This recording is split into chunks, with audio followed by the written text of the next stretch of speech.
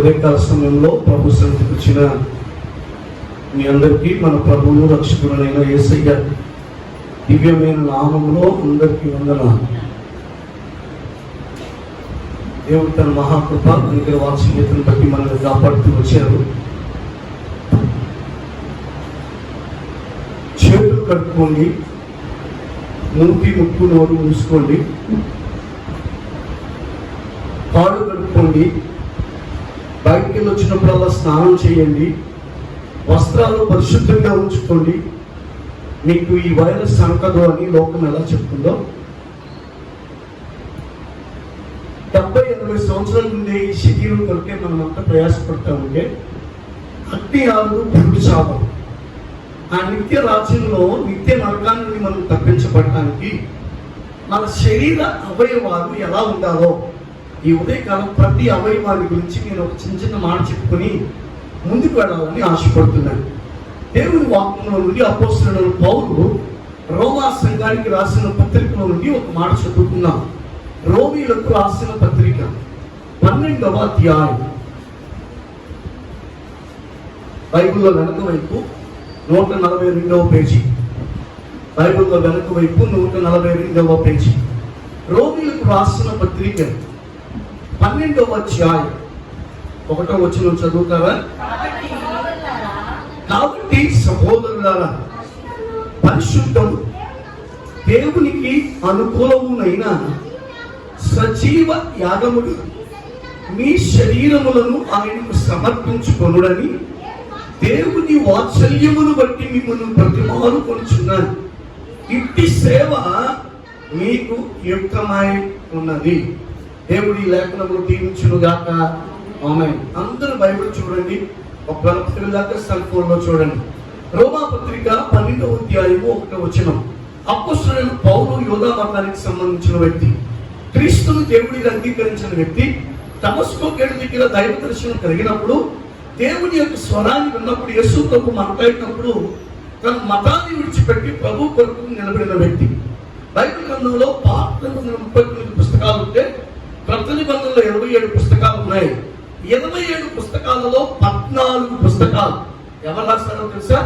పౌలు గారు రాశారు. ఎవరు రాశారు? పౌలు గారు రాశారు.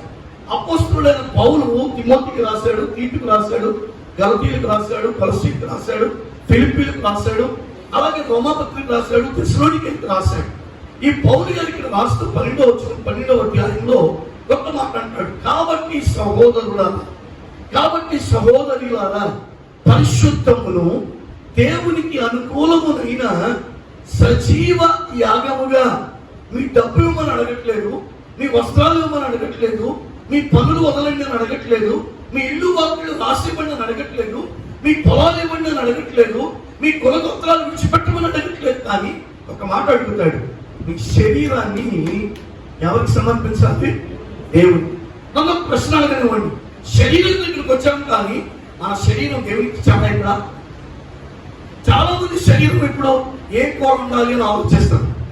చాలా మంది శరీరం ఈ మధ్యాహ్నం ఏం చేయాలని ఆలోచిస్తారు. చాలా మంది శరీరం ఈ రాత్రి నేను ఎలా కట్టాలి అని ఆలోచిస్తారు. మనిషి ఇక్కడే ఉంటాడు కానీ ఆలోచనలు ఎక్కడికి వెళ్ళిపోతాయి? ఎప్పుడు చూడండి, అమెరికా దేశం కూడా వెళ్తాయి. బైబిల్ చెప్తున్న మాట, మీ శరీరములను ఎవరికి సమర్పించాలి? బైబిల్ ఉంది, ఆయనకు సమర్పించాలి. ఎవరు తెలుసా? చావు కోతు నుండి మనము లేపింది ఆయనే, మరణము నుండి లేపింది ఆయనే. మనలో ఎవరు గొప్పవాళ్ళం కాదు ఈ వైరస్ నుండి తప్పించుకోవడానికి. కానీ ఈ వైరస్ నుండి కాపాడింది ఒకటే. 121వ కీర్తన చదివితే, నిన్ను కాపాడువాడు మనకడు, నీ చుట్టూ ఒక రక్షణ చేశాడు. స్తోత్రం చెప్తారా? మీరు అనుకుంటారేమో ఎక్కడైతే మాస్టర్ గారు అన్నాను. రండి, మీతో నేను చదివించాలని ఆశపడుతున్నాను. విరోధి అయిన అపవాది పలికిన ఒక మాట, యోగ గ్రంథం 1వ అధ్యాయం, యోగ గ్రంథం 1వ అధ్యాయం 10వ వచనం చదవండి. నీవు అతనికి, అతని ఇంటి వారికి, అతనికి కలిగిన సమస్తమునకును. విన్నారా నా సహోదరులారా, ఆత్మీయ పిల్లలారా? నీకును నీ ఇంటి వారికి నీకు కలిగిన సమస్తమును ఆయన ఏమేశారంట? గుర్తుపెట్టుకో. నీకు కోటి రూపాయలు రాసి ఇవ్వకపోవచ్చు, మనుగడ బంగారం ఇవ్వకపోవచ్చు. బైబిల్ చెప్తున్నమాట, నీ అతనికి అతని ఇంటి వారికి అతనికి కలిగిన సమస్తము చుట్టూ ఏమేశాడంట? చెప్పండి. కంచి పెట్టడానికి 3 కారణాలు ఉంది. ఒకటి చెప్తాను, ఇది ఒకరి సొత్తు అని తెలుస్తుంది కదా. రెండవది, దీని మీద ఒకరికి అధికారం ఉందని తెలుస్తుంది. మూడవది, దీని మీద ఒక ప్రణాళిక కలిగి ఉన్నాడు. ఏం చెప్తానుకో, ఈరోజు దేవుడు నీ చుట్టూ కంచేశాడంటే కారణం ఏంటి తెలుసా? నీవు ఆయన చేతిలో ఉన్నావని అర్థం, నీవు ఆయన ప్రణాళికలో ఉన్నావని అర్థం. ఇప్పుడు ఎందుకు కంచేశాడో తెలుసా? నిన్ను ఎక్కడికో తీసుకెళ్లాలనుకున్నాడు ఆయన. నీకు పేరు ప్రఖ్యాతులు, పరిశుద్ధత, వివేచన ఇవ్వాలనుకున్నాడు. కాబట్టే డెంగ్యూ వచ్చినా, మలేరియా వచ్చినా, చికెన్ గున్యా వచ్చినా, ఎన్ని రోగాలు వచ్చినా, ఈ వైరస్ వచ్చినా ప్రభు నిన్ను కాపాడుతూ వచ్చాడు. దిగ్విజయంగా బయటపడే కృపను దేవుడు నీకు ఇచ్చాడు. అందుకని ఇక్కడ మాట్లాడతాడు, సజీవ యాగముగా మీ శరీరంలో ఏం చేయాలంట? అందుకే నిన్ను కాపాడు వాడు ఏం చేయకుండా నిన్ను నీ కుటుంబాన్ని కాపాడుతున్నాడండి. నేను చెప్తున్నాను, నువ్వు చర్చిలో చేసే చిన్న ప్రార్థన, నువ్వు చర్చిలో చేసే చిన్న పరిచర్య, నువ్వు దేవునికి ఇచ్చే ప్రతి అర్పణ, దేవుడికి చేసే ప్రతి కార్యం, దేవుడి సన్నిధికి నిలబడితే నీకు అపాయం వచ్చినప్పుడు నీ చుట్టూ కలిసి వచ్చేస్తావు. నీకు అర్థం కావట్లేదు, నువ్వు అనుకుంటున్నావు నేనేంటి, నా స్థితి ఏంటి, నేను ఎందుకు చేయాలని. నువ్వు చేయటం వల్లనే దేవుడు నేను భద్రపరుస్తూ ఉన్నాడు. అందుకే సజీవ యాగముగా మీ శరీరములను ఆయనకు సమర్పించండి. భర్తకు భార్య, భార్యకి భర్త ఎలా శరీరాన్ని అప్పగించుకుంటారు, పిల్లలు ఏదైనా పనిచేసేటప్పుడు తల్లిదండ్రులకు శరీరాన్ని ఎలా అప్పగించుకుంటారు, అలా మన శరీరాన్ని ఎవరికి చెప్పాలి చెప్పండి? దేవుడికి. రండి, శరీరంలో ఏ అవయవాలు ప్రాముఖ్యమైనవి, ఆ అవయవాల్లో ఏమేమి ప్రభుకి అప్పచెప్పాలో కొన్ని మాటలు నేను చెప్తాను, జాగ్రత్తగా. మొట్టమొదటిగా మన అవయవంలో హృదయం చాలా ప్రాముఖ్యమైనది.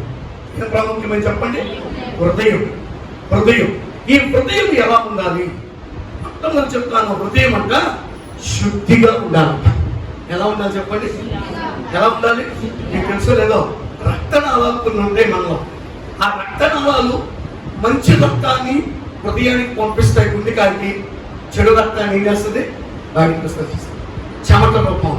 అలా చెయ్యబట్టే మనం ఏమవుతున్నాం చెప్పండి? మనం బ్రతుకుంటున్నాం. లేకపోతే ఎప్పుడు మనకు పాట పాడేవాడు. ఏం పాట తెలుసా? పరదేశులమో ప్రియులారా మన పురమీది కాదిప్పుడు. మొట్టమొదటి హృదయం ఎలా ఉండాలంటే శుద్ధిగా ఉండాలి. ఎలా ఉండాలి చెప్పండి? నీ హృదయం కుళ్ళుతో ఉండకూడదు, నీ హృదయం కుతంత్రంతో ఉండకూడదు, నీ హృదయం మోసకృత్యంగా ఉండకూడదు. అందుకే 28 వచ్చే ఒక మాట ఉంది, హృదయము అన్నిటికంటే మోసకరమైనది, అది ఘోరమైన వ్యాధి కలది, దాన్ని గ్రహింప. పైకి మాత్రం ప్రైజ్ లార్డ్ సిస్టర్, బాగున్నావా సిస్టర్? బాగున్నాం. ఈ మొహం ఏమంటుంది? ఏంటి నాకంటే ముందు వస్తుంది, ఏమొచ్చిందో పోయే కాలం, నన్ను టీ కొడదాం అనుకుంటుంది. పైకి మాత్రం అలా మాట్లాడతా అదా? మీరు బాగుపడండి. ఏంటి ఆడు బాగుపడేది నాకంటే? హృదయం జాగ్రత్త. రోజు ఈ హృదయం గురించి దేవుని వాక్యం ఏమని చెప్తుంది చూడండి. మత్తయి సువార్త 5వ అధ్యాయం 8వ వచనం చదవండి. ధన్యతలో ధన్యత. మత్తయి సువార్త 5వ అధ్యాయం 8వ వచనం, మొదటి పుస్తకం. హృదయ శుద్ధి గలవారు ధన్యులు. ఆమేన్. నీకు హృదయం శుద్ధిగా ఉంటే నువ్వు ఎవరిని చూస్తావు చెప్పండి? నువ్వు దేవుని కార్యాలు చూస్తావు. నేనంతా నీ ఉద్యోగం నేను బతికించలేదు ఇంతవరకు. నమ్మిన నమ్మకపోయిన నేను చెప్తున్నాను, క్రీస్తుని నమ్మేవు కనుక నేను బతుకుతూ వచ్చాను. క్రీస్తుని నమ్మేవు కనుక నేను లక్ష్యం చూడగలిగా. క్రీస్తుని నమ్మేవు కనుకనే ఏది నువ్వు సంపాదించినా ఆయన బట్టి సంపాదించావు. అందుకే మొట్టమొదటి హృదయం ఎలా ఉండాలంట చెప్పండి గట్టిగా? శుద్ధిగా ఉండాలంట. హృదయ శుద్ధి గలవారు ధన్యులు. 1 కోటి రూపాయలు గలవారు ధన్యులు అన్నారా? మేడం మిత్రులు గలవారు ధన్యులు అన్నారా? పొలాలు కలిగిన వారు ధన్యులు అన్నారా? గవర్నమెంట్ ఉద్యోగం కలిగిన వారు ధన్యులు అన్నారా? కాదు. నీ హృదయం శుద్ధిగా ఉంటే నీ లోపల దేవుని కార్యాన్ని చూస్తాం. స్తోత్రం చెప్తారా? నేనంటాను, మనం ఇంకా బతుకున్నామంటే, ఆరోగ్యంగా ఉన్నామంటే, బలంగా ఉన్నామంటే దేవుని కృప కదా. ఏ రోజు ఎలా ఫోన్ వస్తుందని నేను భయపడుతున్నానండి. అదే సేవకులు ఫోన్ చేస్తుంటే గుండె దడ ఎక్కువైపోయింది నా అలా వాళ్ళ దగ్గరికి వెళ్ళాము. పాజిటివ్ వచ్చుకున్నాను. లేవా 9వ నెల మా ఆమెకి పాజిటివ్ వచ్చిందన్న. చచ్చిపోతాను. మీ దగ్గరికి నేను వెళ్ళావన్నా. ఈరోజు దేవుడు మనల్ని కాపాడు. ఆలోచించు సార్. నువ్వు మార్కెట్కి వెళ్ళినప్పుడు నువ్వు అడుగుతున్నావు నీకు పాజిటివ్ ఉందా లేదా, నీకు లేకపోతే నేను కొంటాను ఉంటామా? కొన్నిసార్లు ఈ మాస్క్ కూడా మురికి సరిగ్గా పెట్టుకున్నామా? ఇది ప్రభుత్వ నియమం కాబట్టి నియమం పట్టుకోవాలి మనం, కాదనట్లేదు నేను. ఈరోజు నీ హృదయం ఎలా ఉండాలి అంటే శుద్ధిగా సజీవ యాగముగా మన శరీరాలు దేవుడికి సమర్పించాలంటే మొట్టమొదటి మన హృదయం శుద్ధిగా ఉండాలి. అందుకే కీర్తనకారుడు 51వ కీర్తన 10వ చరణంలో ఒక మాట అంటాడు, create in me a pure heart O God and renew a steadfast spirit within me. దేవా నా యందు శుద్ధ హృదయము నాకు కలుగజేయుము. 51వ కీర్తన 10వ చరణం చదవండి.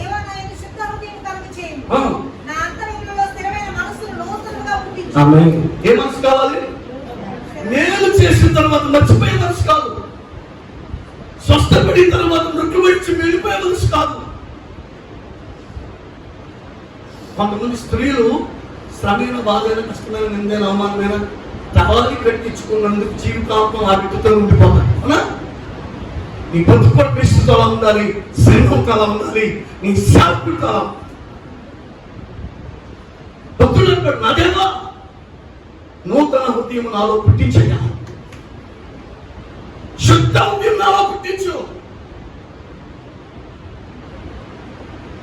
కపటమైన హృదయం కాదయ్యా. ఎందుకంటే సజీవ యాగముగా నా శరీరం నీకు సమర్పించాలంటే నా హృదయం పరిశుద్ధంగా ఉండాలి. స్తోత్రం చెప్తారా?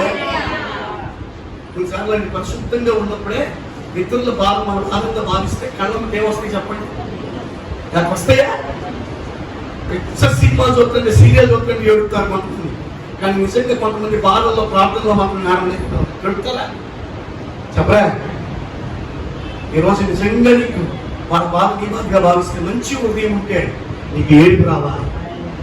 నేను బ్రతికినంతకాలం ప్రభుత్వం చేద్దాం, నీతిగా యథార్థంగా పరిశుద్ధంగా చేద్దాం, తీసుకుంటే ప్రభుత్వం వెళ్ళిపోదాం అంతే.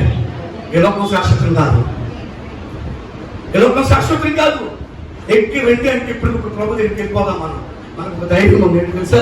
మన శరీరం మన హృదయం ఎలా ఉందంటే శుద్ధిగా ఉంది. స్తోత్రం చెప్పండి. రెండో మాట చెప్తాను చూడండి. రెండోది ఎలా ఉండాలి? చేతులు. మన చేతులు ఎలా ఉండాలి తెలుసా? పవిత్రంగా ఎలా ఉండాలి చెప్పండి గట్టిగా. అన్ని ఉండి చేతులు లేకపోతే ఎలా ఉంటుంది? ఎలా ఉంది చెప్పండి? ప్రేమిస్తారా? ఎవరైనా చేతులు ఏమైనా మీ కూతురికి ఇస్తానంటే మీ కొడుకు ఇస్తానంటే చేసుకుంటారా? నేను చేసుకోండి కదా. ఈరోజు మన చేతులు ఎలా ఉండాలంటే బైబిల్ చెప్తున్నమాట పవిత్రంగా ఉండాలన్నమాట. అందరూ చెప్పండి నాకు. చేతులు ఎలా ఉండాలి? పవిత్రంగా ఉండాలి. 1 తిమోతి పత్రిక 2వ వచనం 8వ వచనం. 1 తిమోతి 2:8. ప్రతి స్థలమందును పురుషులు కోపమును సంశయమును లేని వారిని పవిత్రమైన చేతులెత్తి ప్రార్థన చేయవలనని.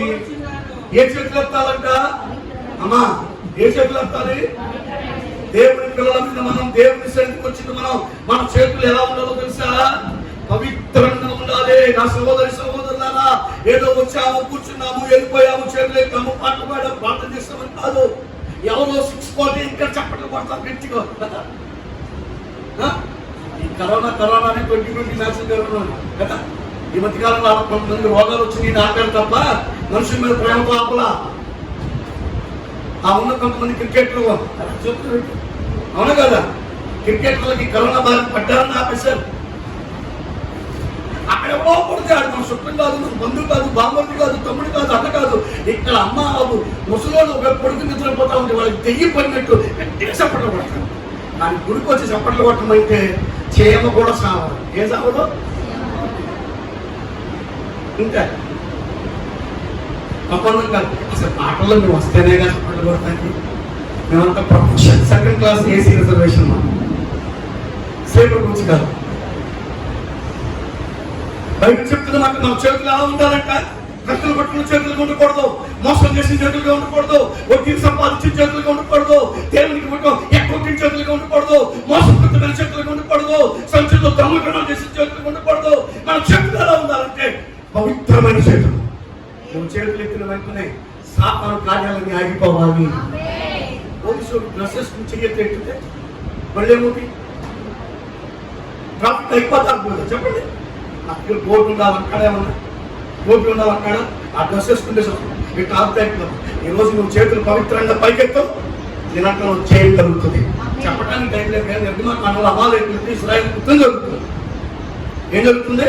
యుద్ధం జరుగుతుంది. సూర్యుడు అస్తమించబోతున్నాడు. అస్తమించేపటికి యుద్ధం జరగకూడదు, ఆపేయాలి. అప్పుడు మోసే ఏం చేశారు తెలుసా? ఊళ్ళో హరోన్లు వెంటనే మోసకి తీసుకెళ్లి ఒక రాజు మీద కూర్చోబెట్టి, మోసే చేతులు ఎత్తినప్పుడు ఇస్రాయేల్ గెలుపుతున్నారు, చేతులు దించినప్పుడు అమాలేకులు గెలుపుతున్నారు, ఇస్రాయేల్ ఓడిపోతున్నారు.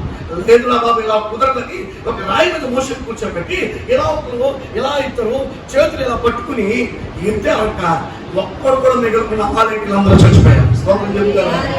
అమ్మా, సహోదరుడు, తమ్ముడు, చెల్లి, అన్నయ్య బతుకులాడుతున్నా, నువ్వు చేసే 5 నిమిషాలు ప్రార్థనైనా చేతులు ఎత్తి ప్రార్థన చేయి. ఏమెత్తాలి? చేతులు ఎత్తు. నీ చేతులు ఆకాశం వైపు ఎత్తితే నేనంటాను ద్వారాలు తెరవబడతాయి, సైతాన్ని పారిపోతాయి, అంతకాల చక్రశక్తులు పారిపోతాయి. నేనంటాను స్తుతులు చెల్లించడం కారణం అదే. మన చేతులు ఎత్తుక ఉదయకాలపు నైవేద్యం, దేవునికి మనం నైవేద్యం పెట్టుకోవడం. అందుకే మన చేతులు ఎలా ఎత్తాలి అంటే పవిత్రంగా ఎత్తాలి. మోసం తట్టకూడదు, ఏమంటే మోసం తట్టకూడదు, పాపం తట్టకూడదు, రక్తం చిందించి ఎత్తకూడదు, మోసం చేసి ఎత్తకూడదు. పవిత్రమైన చేతులు ప్రభు వైపు మనం ఎత్తుదుముగాక. 3వ విషయం చెప్తాను, మన పాదములు ఎలా ఉండాలి. పాదములు మొట్టమొదటి హృదయము, 2వది చేతులు, 3వది పాదం. మన పాదం అంట చెడ్డ మార్గంలో వెళ్ళకూడదట. ఏ మార్గంలో? చెడ్డ మార్గంలో. చదవండి సామెతల గ్రంథం 1:15. సామెతలు 1:15. కుమారుడా, నీవు వాని మార్గమున పోకుము, వారి త్రోవల యందు నడవకుండా. ఆమె 1:15. నా కుమారుడా, నీవు వారి మార్గమున పోకుము. ఆరాధనకి ఆరాధనే, ఆరాధనే, వ్యభిచారమే. ఆరాధనే అపవిత్రమైన ప్రదేశాల్లోకి వెళ్ళకు, విగ్రహాలలోకి వెళ్ళటం, రోములు నోసుకోవటం, పిండ ప్రధానాలు పెట్టడం. దేవుడు తుట్టుపడ్డ నీ శరీర అవయవాలు ఎందుకు కాళ్ళు ముందుకు వస్తున్నాయి? ఈరోజు మోకాళ్ళు ఎప్పుడైనా ప్రార్థన చేయగలుగుతున్నావా? ప్రార్థన చేయమంటే చేస్తాం, కొడుకుని ప్రార్థన చేయమంటే చేస్తాం, కూర్చుని ప్రార్థన చేయమంటే చేస్తాం, కుర్చీలో కూర్చొని కోరికలు చేయమంటే చేస్తాం. మా భక్తుడు అన్నాడు, ఎవరి మోకాళ్ళు నల్లగా ఉంటాయో వాడి ముఖం ప్రకాశిస్తాడంటే. అంటే అర్థమైతే బొగ్గు తీసుకుని నల్లగా చేసుకున్న అర్థం కాదు. మోకాళ్ళు కాయలు కడతాయి, నీకు తెలుసు కదా, పొరలు ఉంటాయి.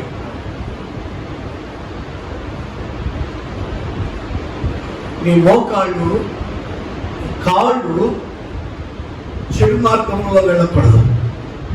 కీర్తన 1 అంటాడు, దుష్టుల ఆలోచన చొప్పున నడవక, పాపుల మార్గమున నిలవక, అపహాస్యులు కూర్చుంటే చోటున. మాట చెప్తున్నా, తీర్థయాత్రలు అంటే ఎంత కుందలు కడవుతాం. నేనంటాను, భక్తుడు అంటాడు 42వ కీర్తనలో, జీవము గల దేవుణ్ణి దర్శించుటకు నా హృదయము నా మనస్సు సంతోషంగా ఉంది అంటాడు. స్తోత్రం చెప్తారు. ఏమండి, 7 కిలోమీటర్ల నుండి ప్రజలు 6 గంటలకు వస్తుంటే 20 కిలోమీటర్లు లేదు. మన ఇంటి చుట్టూ మందిరం ఉన్నాయి. మన మందిరానికి ఎప్పుడు తెలుసా? 6:20కి, 6:30కి, 6:40కి. నువ్వు అట్లా ఉద్యోగానికి వెళ్తున్నావా? ఈరోజు రోషన్ జరుగున్నా నీ పాదము తొట్టిల్లకుండా మనం ఉండాలి. స్తోత్రం చెబుతాను. అందుకంటాడు, నీవు వారి మార్గంలో పోకము, వారి త్రోవలను నడవకుండా నీ పాదము వెనుకకు తీసుకును. మన పాదాలు చెడు మార్గంలోకి వెళ్ళకూడదు. స్తోత్రం చెప్తారా? గట్టిగా ఏ మార్గాలు చెప్పండి. గట్టిగా చెడు మార్గాల్లోకి వెళ్ళకూడదు. వచ్చిన మాట చెప్తానే పాపం తెప్పించుకోవద్దు. ఇది మా ఫ్యామిలీ విషయం. దేవుడు కృపను బట్టి శ్యామ్కి దేవుడు బహు టాలెంట్స్ ఇచ్చాడు. వాడు చూడగానే పట్టేస్తాడు పిల్లలిద్దరు. పాప ఏ కంప్యూటర్ వరకు నేర్చుకోవాలా, కానీ మంచి వీడియో తయారు చేయమంటే 5 నిమిషాలు చేసి అవుతుంది రాస్తాను. ఈరోజు మాట చెప్తున్నాను, నీ పాపములు గుడికొస్తూ పాపంలోకి సాగుతున్నాయా? నీ పాపములు గుడికొస్తూ అపరిచితులకు పెడుతున్నాయా? దేవాది దేవుడు చూస్తున్నాడు. ఆయన ఒకటే, నా కూతురు నా కొడుకు నన్ను సహాయం చేయమని అడిగితే నేను చేద్దాము అనుకుంటున్నాడు. ఆయన అడగండి అమ్మాయినా పెట్టు, నీ కాలు జారకుండా ప్రభు నేను కాపాడతాడు. స్తోత్రం చెప్తారా? ఎలా కుమారుడు పాదాలు మేము చూసి దానికి తగిన నియమం మేము చూసామో, ఈ రోజు నీ పాదములు తొట్టిల్లకుండా నిన్ను కాపాడేవాడు ఆయనే, నేను దృఢపరిచేవాడు ఆయనే. క్రీస్తుని పన్ను మీద మనం స్థిరపరిచేవాడు ఎవరంటే మనం ఆరాధించే దేవుడు. ఏ మనిషి కూడా నువ్వు స్థిరపడటం ఓర్చుకోడు, వాడలేడు. నీ ముందు క్రైస్తవుడు అంటాడు, నీ వెనక మన గోతులు తొక్కుతాడు. కుళ్ళు బుద్ధి లేనివాడు ఒకే ఒకడు, యేసు ప్రభు ఒక్కడే. బైబిల్ నుంచి చదివితే లాభాలు మాట అంటాడు యాకోబు గురించి, నువ్వు ఏమీ లేని వాడిగా వచ్చి నా దగ్గర నుండి కొన్ని వేల మంది తోలుకెళ్తున్నావు. కుళ్ళుతోనే మాట్లాడాడు. 2 కూతురులు చేసుకున్నాడు. ఒక అబ్బాయి కుళ్ళుడే, ఆస్తి ఎంత కూతురు ఉంది అయినా కుళ్ళుగానే మాట్లాడాడు. ఈ రోజు ఒక తల్లి కుడిగా మాట్లాడగలదు, ఒక తండ్రి కుడిగా మాట్లాడగలదు, ఒక ఆడపడుచు మరదల్ని ఆడపడుచు మాట్లాడగలదు, అన్నదమ్ములు అక్క చెల్లెలు మాట్లాడగలదు కుళ్ళుగా. అమ్మ నీకు ఎక్కువ ఇచ్చిందో నాకు తక్కువ ఇచ్చిందని. కానీ కుళ్ళుగా మాట్లాడుతున్నాడు ఒకే ఒక్కడు మనం ఆరాధించింది. ఈ విధంగా ఆయన మాత్రమే నేను చెప్తున్నాను, నువ్వేం చేయాలి అంటే నీ పాదములు చెడు మార్గంలోకి వెళ్లకుండా ఉండాలి. రెండు ఇంకొక విషయానికి వచ్చేసాను. 4వది కన్నులు. ఏంటంట చూడటానికి ఏం కావాలి చెప్పండి గట్టిగా. కన్నులు పెద్ద పెద్ద కన్ను కదా. ఏ కళ్ళు? పెద్ద కళ్ళ ఎక్కడో పెద్ద మన కళ్ళు భోజనాలకు భలే కనపడతాయి కదా. ఎక్కడ గిన్నె మొక్కలు పడుతున్నాయి, ఎవరు గిన్నె చేస్తున్నారు, ఎవరు ఎలా చేస్తున్నారా చూడబట్టే ఉంటారు. కొంతమంది ఇంట్లో కిటికీలు ఎందుకు పెట్టుకుంటారు తెలుసా? పక్కన కూడా ఏం చేస్తున్నారు ఇంతే ఉంటారు. సైజు ఏమనుకోవద్దు, ఏమొచ్చింది పోయే కాలం చూడటానికి ముందు చూసుకో కదా. మరి పేపర్ తీర్చినట్టుంటారు, 2 బొక్కలు పెడతారు, ఆ బొక్కలో చూస్తారు. సీసీ చెప్తారు. మన కళ్ళు ఏం చెప్పకూడదని బైబిల్ చెప్తుంది. వ్యర్థమైన వాటిని మన కళ్ళు చూడకూడదు. 119వ కీర్తన 37వ శరణం 119:37. వ్యర్థమైన వాటిని చూడకుండా, ఆమె వ్యర్థమైన వాటిని చూడకుండా నా కన్నులు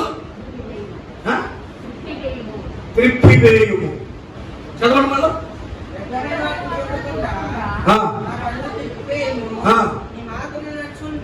నీ మార్గములు నడుచుకుంటకు ఆమె అందరూ స్తోత్రం చెప్తారా? ఎవడు ఈ కరోనా వైరస్ దేవుడు ఇంకా మనల్ని బ్రతికించాడంటే కారణం అమ్మాకి 10 లక్షలు ఇస్తున్నాడు, 20 లక్షలు చేసుకోమని కాదు. ఇక 4 జాబా పెట్టుకో, అతనికి ఇచ్చుకో, నువ్వు తలవంతురాలుగా ఉండు, తలవంతుడు ఉన్నది కాదు. వ్యర్థమైనవి చూడకుండా నా కన్నులు త్రిప్పివేయుము. స్తోత్రం చెప్తారా? అయ్యా ఇప్పటి వరకు వ్యర్థమైనవి చూశాను, నేను చూడలేకపోయా. I want to see you, Jesus. ఓ దేవా కన్నపాడుమా, ఓ దేవా మాట్లాడుమా, ఓ దేవా కన్నపాడుమా, ఓ దేవా మాట్లాడుమా.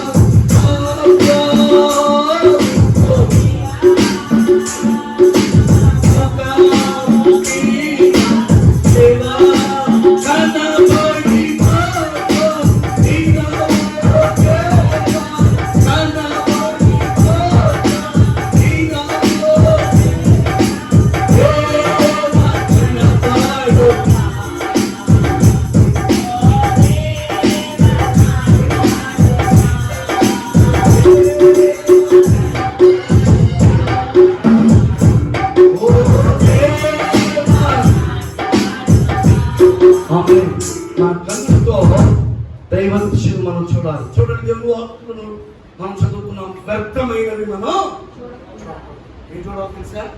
విచిత్రమైన కార్యాలు చూడాలి. ఒక మాట నేను జ్ఞాపకం చేస్తాను. ఎందుకు మాట్లాడి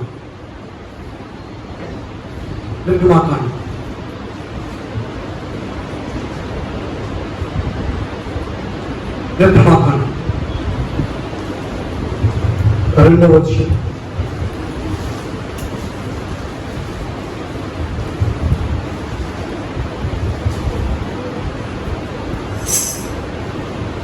ఆలోచన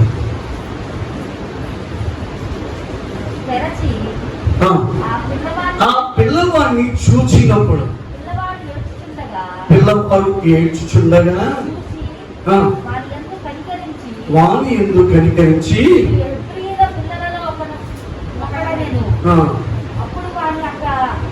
చాలు. ఆదికాండం 21:19 కూడా చదవండి. ఆదికాండం 21:19.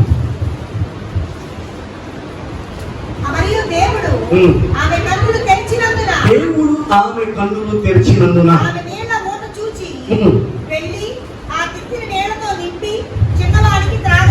అందరూ స్తోత్రం చెప్తారా? ఇక్కడ పిల్లవాడిని చూశాడు హెబ్రీలోడు అని గమనించాడు. ఇక్కడ హాగరు కళ్ళు దేవుడు తెరిచాడు, నీళ్ళ తిత్తి కనబడిందంట. స్తోత్రం చెప్తారా? అమ్మా ఈరోజు ఏం చూడాలో తెలుసు? డబ్బు కాదు, బలగం కాదు, దేవుడి శక్తిని చూడాలి. మన ఇళ్ళలో దేవుడి సహాయం చూడాలి. 1900 అక్కడ దేవుడు 5-7 రూట్ల కనిపిస్తాడా లేదా? చెప్పండి మా చెప్పనా? నువ్వు డబ్బులు చూస్తున్నావా, దేవుడిని చూస్తున్నావు? నీ కన్ను పొరలు ఎలా ఉన్నాయి? ఒక ఆదివారం వచ్చిందంటే బయటలో వచ్చేయాలి గుడికి. ఏదో ఒక కార్యకర్త రాకూడదు. నువ్వు ఆదివారం బ్రహ్మని గర్జించాలి. ఈరోజు ఖాళీగా ఉన్న ఆనందములు వాళ్ళు అక్కచెల్లిన వాళ్ళు ఎవరు అందరూ బాగున్నారు. అందుకే గుడికి వెళ్తాను నడబాక. నీకు అన్ని సమస్యలు ఉన్నా సరే నేను నా దేవుడి దగ్గరికి వెళ్తాను. జీవము గల దేవుడిని దర్శించినట్టు నా హృదయమును నా ప్రాణమును ఏమవుతుందంట? తృష్ణ రోజున్నది. ఈరోజు మీ భద్రత కొరకే ప్రార్థన పెట్టా, మీ సమాధానం కొరకే ప్రార్థన పెట్టాను. పిల్లలు గమనించండి. అందుకని బైబిల్ చెప్తున్న శ్రేష్టమైన మాట్లాడి తెలుసా? ఇక్కడ మనం ఏమవ్వాలి? కన్నులు తెరవబడాలి. మన కన్నులు ఏమవ్వాలి చెప్పండి? దేవుడి కార్యాలు తెరవండి. నేను అంటాను, దేవుడికి ఇచ్చి మోసపోయిన ఎవరలేదు. ప్రతి రక్షణ పొంది, బాప్తిసం పొంది, మార్పు పొంది, ప్రభు దగ్గరికి వస్తున్న ప్రతి బిడ్డ వారి దర్శనం వారు దేవుడికి ఇచ్చిన తర్వాత అన్ని రకాలుగా దేవుడు వారిని జీవిస్తున్నారు. ఈరోజు కృతిత్వ మనల్ని పోవుడు కాక దానికి చెప్పిన ఇంటికి మాటలు చెప్పారు. 3 మాటలు చెవుల దగ్గరికి వద్దాం. మన చెవును ఎలా దేవుడికి సమర్పించాలి? కీర్తన 40వ కీర్తన 6వ వచనం. 46 46 పనులనైనను నైవేద్యములైనను నీవు నాకు చెవులు ఇచ్చావయ్యా.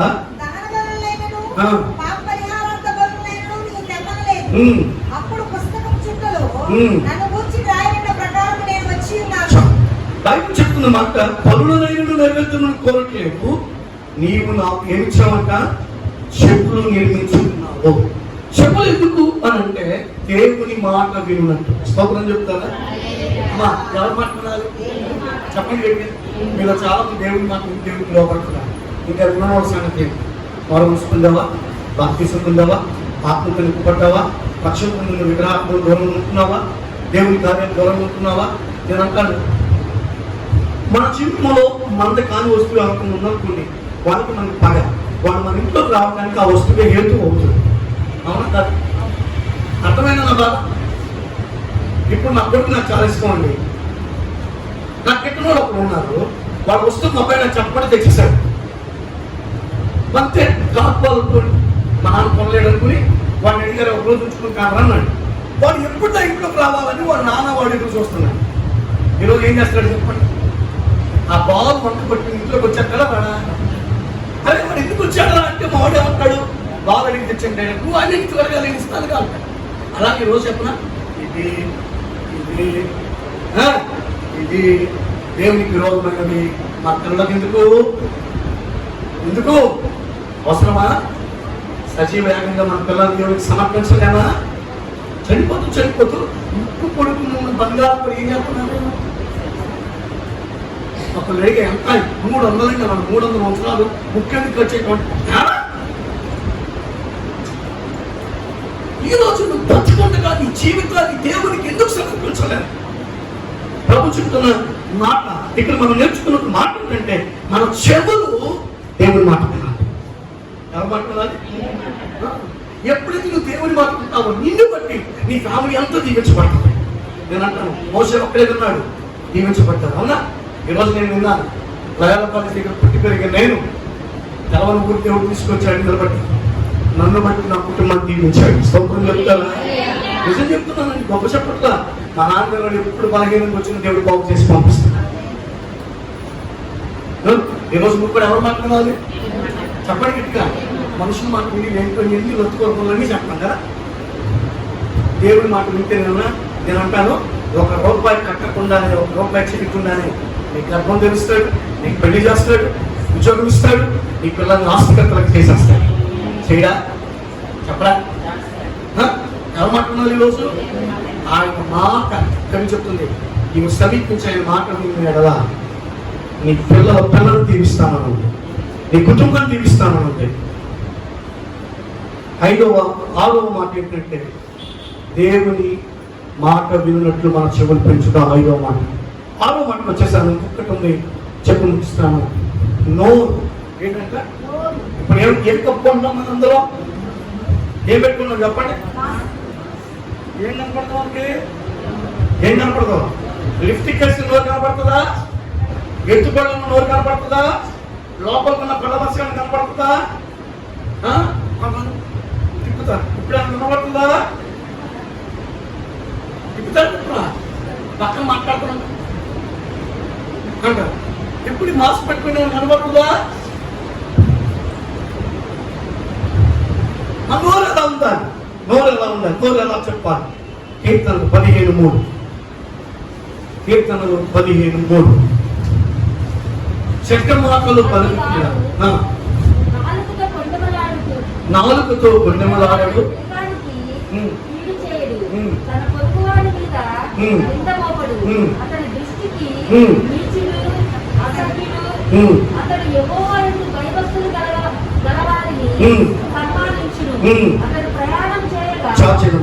అట్టివాడు నాలుగుతో గుండెములాడాడు.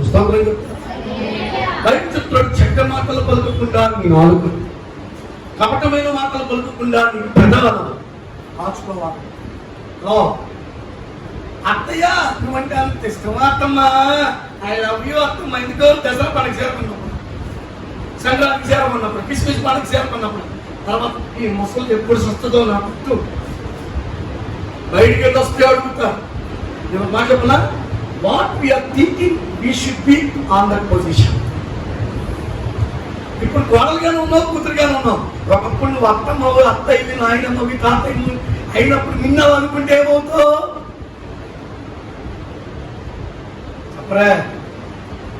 నర్సిన వెంట్రుకలు కలిగిన వరకు నెలలో ఉండాలా వద్దా? చెప్పరా? గత ఇంట్లో ఒకేసారి రంగు పూసేస్తున్నారు చాలా మంది కదా. అప్పుడప్పుడు నేను వర్షం వచ్చినప్పుడు చూడాలి, అసలు రంగు అయిపోతుంది. ఏమొచ్చినప్పుడు? వర్షం వచ్చినప్పుడు. మనం అడిగాను, ఇంత బాబాయ్ ఎప్పుడు చూసిన తెల్ల కనపడతాడంటే చచ్చే ముందు 2 రోజుల ముందు కూడా ఆయన కొడుకుని ఆయన మనం తెప్పించుకున్నాడంట. నేను ఒకవేళ చచ్చిపోతే తెల్లంట్రులు కనపడకూడదు, రంగేలో మనవడాన్ని మనవాడు చేయించుకున్నాడు అన్నారా? ఆవిడ ఇన్ని ట్యాంకులు తెచ్చి అన్నాడు, పాస్టర్ గారు రండి ఈ పౌడర్ అంతా వేసేయండి, మళ్ళీ మా తాత లేసి ఎక్కడ వస్తాడో భయపడుతుంది మాట్లాడు రంగు ప్యాక్. మన జీవితాలలో కప్పకప్పు నోరు ఉండకూడదు. ఏనొక్క నేనంటాను, ఎవ్వరు లేకుండా ఉండాలంటే పెళ్లి చేసుకునేటప్పుడే, పెళ్లి సంబంధం వచ్చినప్పుడే వెనకమాల ముందు ఎవరు లేకుండా మాకు తీసుకురాని అడగండి. పెళ్లిళ్ళు కానీ పెళ్లిళ్ళు కానీ ఉంటారు తెలుసా? అమ్మ ఉండాలి, నాన్న ఉండాలి, అక్క ఉండాలి, తమ్ముడు ఉండాలి, అందరూ ఉండాలి, ఆస్తి ఉండాలి, అందరూ ఉండాలి. కానీ అడుగు పెట్టగానే అందరూ వెళ్ళిపోవాలి. కుదురుతుందా? నో. నీ నాలుకను జాగ్రత్తగా పెట్టుకో. స్తోత్రం చెప్తారా? నీ నాలుగు నిలబెట్టుకోవాలి, జాగ్రత్తగా పెట్టుకో. నేను అంటాను, నువ్వెక్కువ నోరు చెడ్డ మాటలు పలకకుండా కాపాడుకోవాలి. ఇంకొక మాట చెప్తున్నాను, 34 కీర్తన 13వ చరణం చదవాలి, ముగించేస్తున్నా. 34:13. గుడ్.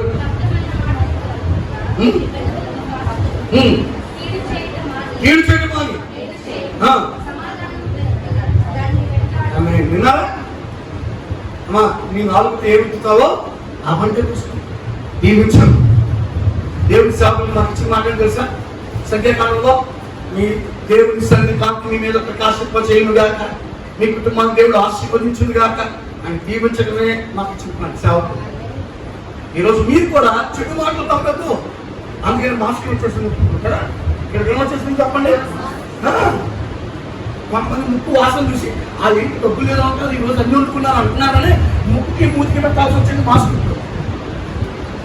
ఇంకా రేపు నేను పెట్టాల్సి వస్తుంది మాస్కులు. ఆలోచించండి ఒకసారి, మన బతుకులు ఎలా అవుతుందో. ఈరోజు దేవుని సన్నిధికి వచ్చి నీవు విశ్వాసం కానీ, సేవకుని కానీ, నీ ఇరుగు పరిమాణం కానీ, నీ శరీరం సర్వాన్ని, నీ భర్త, నీ భార్య, పిల్లల్ని కానీ నీవు చెడ మాటలు పలకడానికి వీలు లేదు.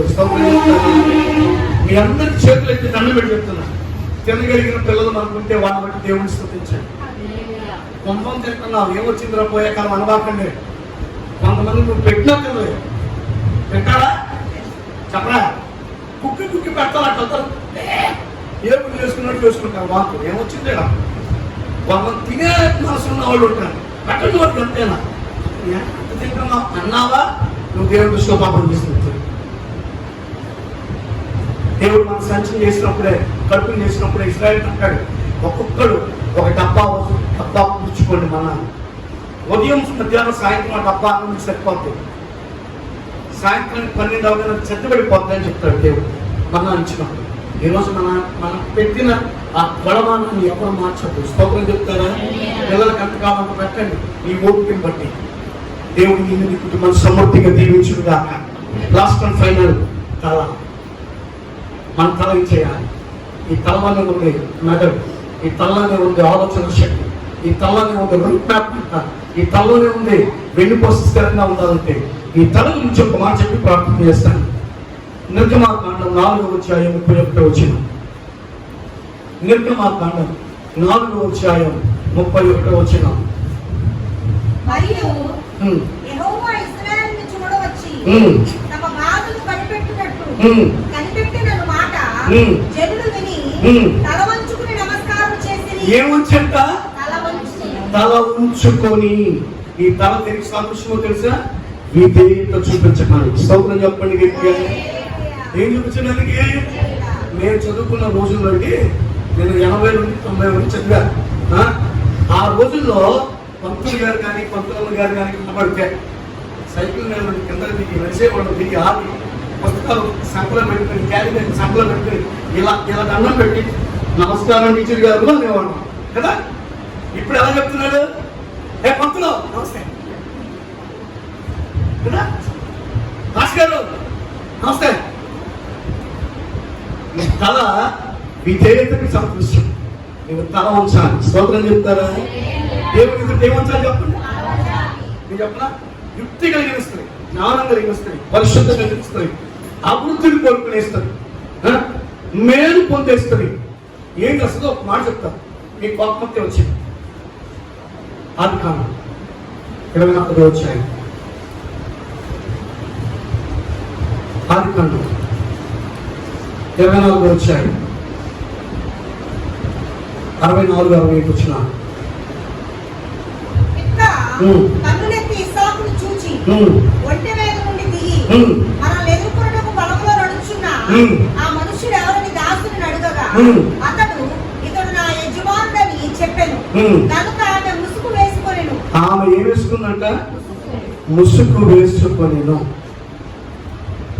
పైకి చెప్తున్నా మాట, నా యజమానుడు అని చెప్పగానే ఆమె నన్ను తీసుకొచ్చుకుంటున్నారు కావాలని నా ఇష్టం అని ఉందా? ఈరోజు వేరే పేరు మాట్లాడుతుందా?